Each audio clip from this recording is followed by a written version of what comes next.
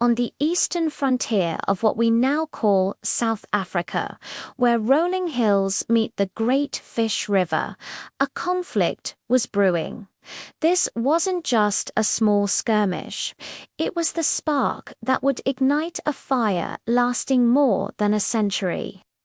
This is the story of the First Xhosa War, the beginning of a long and bitter struggle between the Xhosa people and European settlers. To understand how it all began, we need to travel back to the 1700s. The Xhosa nation was a powerful and established kingdom, occupying vast territories along the Eastern Cape. They were skilled farmers, fierce warriors, and, most importantly, devoted cattle herders. Their society and wealth were built around their herds. To the west, expanding from Cape Town, were the Dutch settlers, known as Boers or trekboers, driven by a thirst for new grazing land for their own livestock. They journeyed eastward, pushing the boundaries of the Cape Colony ever deeper into the interior. For a time, these two worlds existed apart, separated by the vast, untamed landscape. But as the trekboers advanced, their wagons rolling deeper into the frontier, they inevitably entered the ancestral grazing lands of the Xhosa people. The stage was set for a collision. The flashpoint, as it so often was on the frontier, was cattle. To the Xhosa, cattle were everything: a measure of wealth, social status, and a sacred link to their ancestors. To the Boers, cattle were a vital economic resource, the lifeblood of their pastoral farms. As the two groups began to interact more frequently, accusations of cattle rustling flew from both sides. Small disputes over stolen livestock quickly escalated. The Dutch authorities in Cape Town, seeking to impose order, drew a line on the map.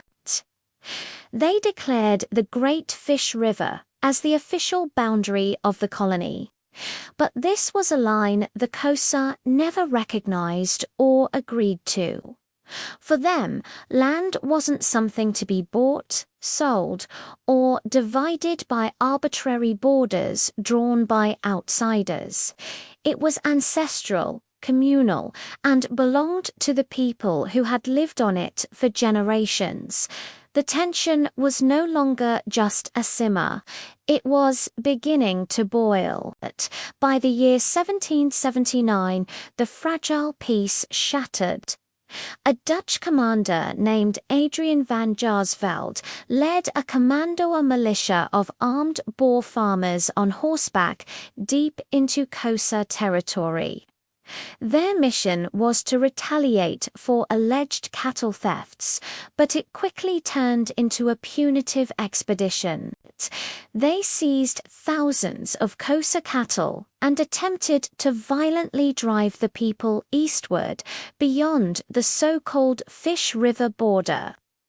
But the Xhosa, under chiefs descended from the great leader Rahab, were not a people to be pushed aside. They resisted with everything they had. The frontier erupted into a chaotic cycle of raids, ambushes, and counterattacks. What had started as localized disputes over livestock had now spiraled into a full-scale war. This was the First Xhosa War, the opening act of a century of conflict. The fighting itself was brutal and unforgiving. The Dutch commandos were mobile and well armed with firearms, fighting from horseback in a style honed on the frontier. The Xhosa warriors, while often armed only with spears and shields, had a powerful advantage: their intimate knowledge of the rugged terrain. They used guerrilla tactics, melting into the dense bush and hills to launch surprise attacks, frustrating fighting the more conventional Boer forces. The war wasn't defined by large, pitched battles. Instead, it was a war of attrition.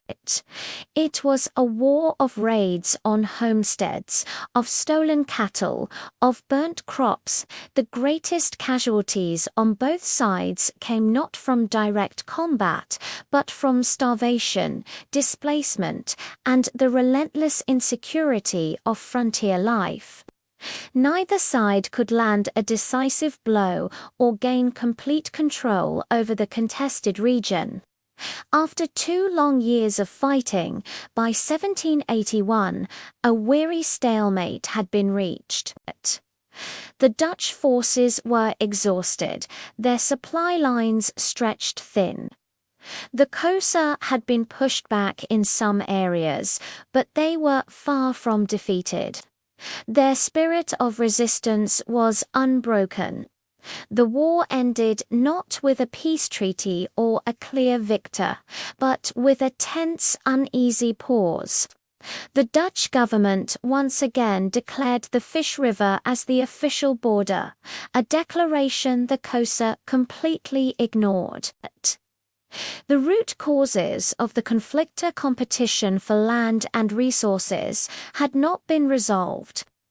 Everyone on the frontier, Boer and Xhosa alike, knew this was not the end, it was merely an intermission. So why does this first relatively small war matter so much in the grand sweep of history? Because it set the precedent for everything that followed. It was the first of 9 major frontier wars that would be fought over the next 100 years. It marked the beginning of one of the longest and most determined resistance movements in African colonial history. It forged generations of Xhosa leaders and warriors who would rise to defend their nation against encroachment.